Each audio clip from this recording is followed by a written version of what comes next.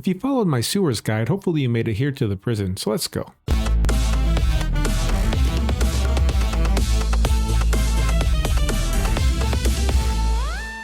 Running from cake.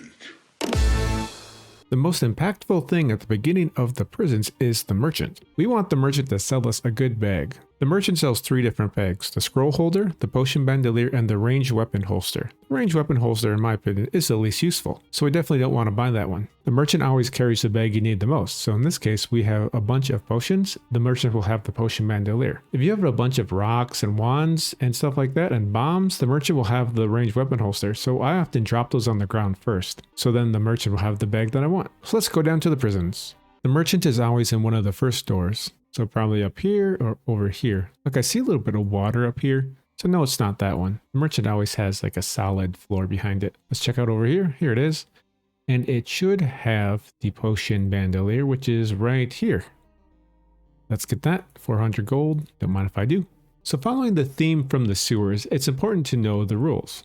And that's where the merchant really comes in handy, because the merchant always carries at least 1 identify, 1 remove curse, and 1 magic mapping, and also has a chance of a random scroll. So if we look at these scrolls, we see Kaunan, identify, these are all identify, and remove curse. So through logic and deduction, we know Kaunan is magic mapping. The reason this is so important is because I really like to have 4 magic mappings to use for the demon halls. Also, if you keep it unidentified, it will be cheaper. So if this was identified, it would actually cost 400 gold, I believe. Let's sell some of our extra items. Let's buy an Ankh and the magic mapping. The merchant also carries at least 1 potion of healing. There it is. If you haven't yet identified potions of healing, the merchant can help with that as well. So let's go on with the prisons. The main enemy in the prisons is the skeletons. After they have been damaged enough, skeletons will disintegrate in an explosion of bones. The shrapnel from this explosion is harmful to anything nearby, but armor is very effective at mitigating it. So it's best if you can kill skeletons from range, but if your armor is strong enough, you can go ahead and tank the explosion. Unfortunately, we don't have very many ranged weapons, so I will just go ahead and fight this skeleton with my face. Face tank engaged. Fortunately, we are a warrior and we have a little bit of bonus armor. And here comes the explosion. Looks like we took 0 damage from it. Fantastic. There is a rare chance to encounter a thief in the sewers, but the thief is actually an enemy from the prisons. These enemies are more likely to steal and run than they are to fight. Make sure to keep them in sight or you might never see your stolen item again. So basically, they'll steal an item from you and then they'll run away, which can be very annoying because they'll run into more enemies and get you surrounded. And if they break your line of sight for too long, they will disappear with your item. If they steal a honeypot, it will immediately fall to the ground and shatter, wasting it. So I actually like to leave my honeypots on the ground near the merchant because I will be coming back to the merchant. So I'll take the honeypot here and I will drop it. Don't throw it because it'll break. The second floor of the prisons introduces some ranged creatures. Gotta watch out for them. The DM100. This is the first ranged creature in the game. Ranged creatures do a lot of damage from range. Their magic attacks bypass armor, but they're pretty weak in melee. So if you can get right next to them, you're looking good. The prison guard, the bane to my existence. In my opinion, the worst enemy in the prisons. The prison guards have pretty high armor and strong attack, but the thing they do, which is the worst, is they carry chains around their hip used to pull enemies to close range. So Scorpion from Mortal Kombat, get over here. One thing to know about this is they can actually only do it once. And there we go. The second worst thing about that is it also cripples you. So if you try to run away, it's going to take you 2 turns. So you'll step once, the prison guard will step once and then hit you. So you can't run away until the cripple wears off. So now that the cripple wore off, I could run away if I wanted to. I don't really have anywhere to go. Let's just fight it. Our +2 leather's doing okay, but the prisons is really where you start to struggle if you don't get some upgraded weapons and armor. If I feel like I'm struggling in the prisons, I'll often use a potion of healing and a blob of goo from the sewers boss and make this aquatic rejuvenation potion. It only heals you when you're standing in water. The effect is paused when you're at full health or out of water. It's pretty nice. The Wand Maker. The Wand Maker offers a quest. There are a couple different quests and it's random. This time we got the raspberry plant. The reward is always a choice of 2 different wands and they always have +1 up to +4, I believe.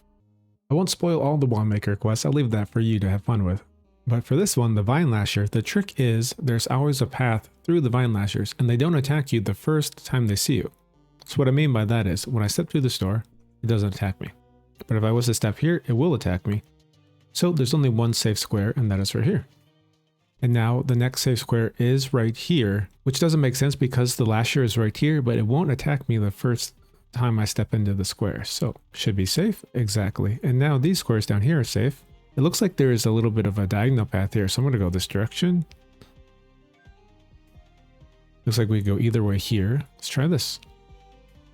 So since we'll get attacked these squares, we know this is a dead end. So let's go back up and around. This also appears to be a dead end. Let's try this way. Okay. Very interesting.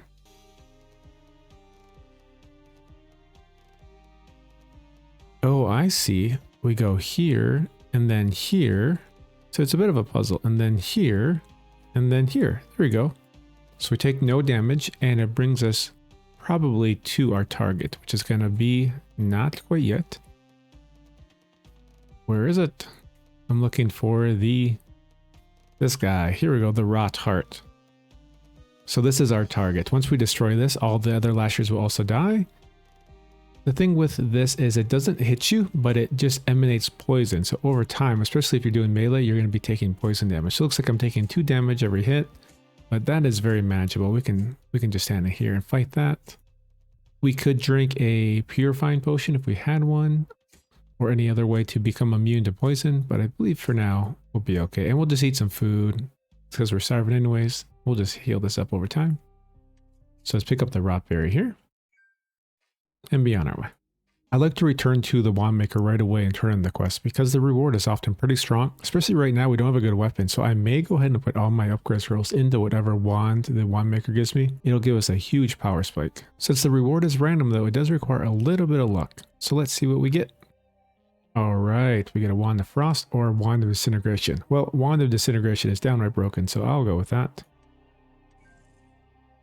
And it's +1. And here's the final enemy of the prisons, the Necromancer. The Necromancer, like the flies, drop healing potions, but they are pretty tricky because they summon a little skeleton. I'm actually going to step out of the door because what they do is they summon their skeleton minion and then they sit there and heal their skeleton while the skeleton fights you. So you kind of have to ignore the skeleton and focus on the Necromancer. So here we go. It's summoning its little skeleton minion here. So next turn it pops up. And this guy also gets haste, so it can move, and if you try to run away, it's going to move and hit you. So it's hard to get around him. So we will just ignore you and we'll focus on the Necromancer here. The worst thing to do is get stuck in a choke point where you can't attack the Necromancer and you have to go through the skeleton while the Necromancer sits there and heals it. Pretty annoying. Let's go ahead and use our wand of disintegration here. And my plan is to use it up a bunch and then, let's hit this guy with it. Oh boy, that didn't work. Fortunately, our skill here, lethal momentum, should allow us to get the kill. Come on, before the thief steals from us.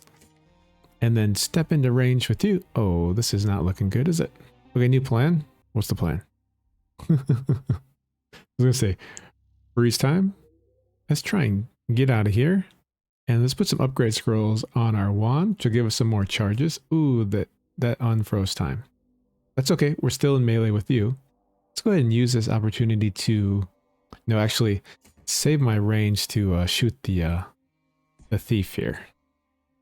Who stole a food ration from me, you jerk. Let's go ahead and use another upgrade scroll on my wand here, get another charge, and go ahead and shoot you again, and we take him out. Beautiful. Alrighty, time to fight the boss. It's Tengu time. So the key is in one of these side doors. That's always in a different spot. Here we go. So we get the key, and we come down here. So open the door. And the fight is going to be in this room. It doesn't start until you actually step in though, so we're safe here. One thing I like to do is I'll take a nap if I need to get charges on my wands. Take a small, quick little nap here. Here we go, now we're full charges, and have a little look at what we have. For range options, we have some bombs, we have some honey pots. So the trick with Tengu is, well, you step in here, and it's going to sit there and hit you. So you try to run at him, and he hits you. He keeps throwing these shurikens. Now, check this out. See all these? These are traps. So you have to navigate this little path of traps, but as soon as you start stepping, they disappear. Look at that. So now you kind of have to remember where they are. So you run at them.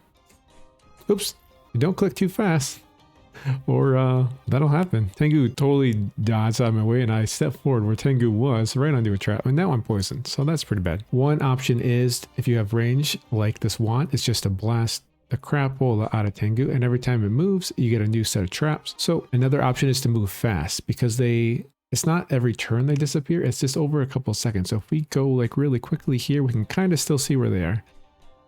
But be careful with that though, because if you don't have strong armor, Tengu's going to sit there and jack you with shurikens every turn. So here we have to go up this direction, or else we can use our wand. There we go. So you do, I think you get Tengu down to 100 damage and he disappears and we start phase 2. So to get into phase 2, you run up to here. And similar, I would recommend taking a little nap before we go in, and we'll get a little health back. We get a bit of wand recharging back, but unfortunately that's as far as we can do. And we start the next phase. Here we go. Tengu's going to sit there and attack us again. And if we don't have any range options, well, you got to sit there and run. So Tengu throws a bomb. It's going to explode in 3 turns. You have to get out of this radius or you're going to take a chunk of damage. So I'm going to go over here and I have one more turn. There, get out right before the explosion. Try and get into melee here. We do 1 hit and then Tengu runs away. So we could use this. We could put our freeze time around us and try to close the distance here. Get attack in there. Alrighty, so this isn't a little electric thing. It's going to do these squares, and then next turn it's going to do these squares. So we have to step out of it. And hopefully do a little damage here. Okay, it's the big explosion. So we actually have a free turn to hit, I think. And then we can get out. And then there's the explosion. Nice. Similar situation now. We have to keep gap closing. I was trying to get next to Tengu. One option is the Stones of Blink. We could throw one next to Tengu here. Then do some melee. So this is a little smoke cloud. It's going to explode on this turn. Tengu is throwing a fine powder. It's about to, that seems to be catching into steam here. It's about to ignite. So yeah, so what we have to do is step forwards. And that explodes behind us. There we go. A couple more melee shots in. And I think we've got Tengu low enough where our wand will be able to finish him off when he teleports away. So let's go ahead and use our wand here. Let's move so we don't get electrocuted. One more shot. Nope, not enough. So we do have to get closer again. Let's go ahead and navigate outside of the explosions and the electrocutions. It's just a trap fiesta.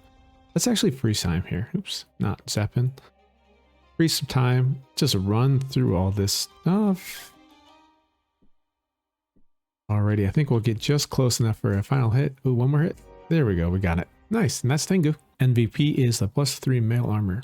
Let me know in the comments if you have any questions. Right now, the 6th challenge run is in the caves. When that finishes, I will do a cave guide. See you then. Cheers. Rat Punchers, punch on!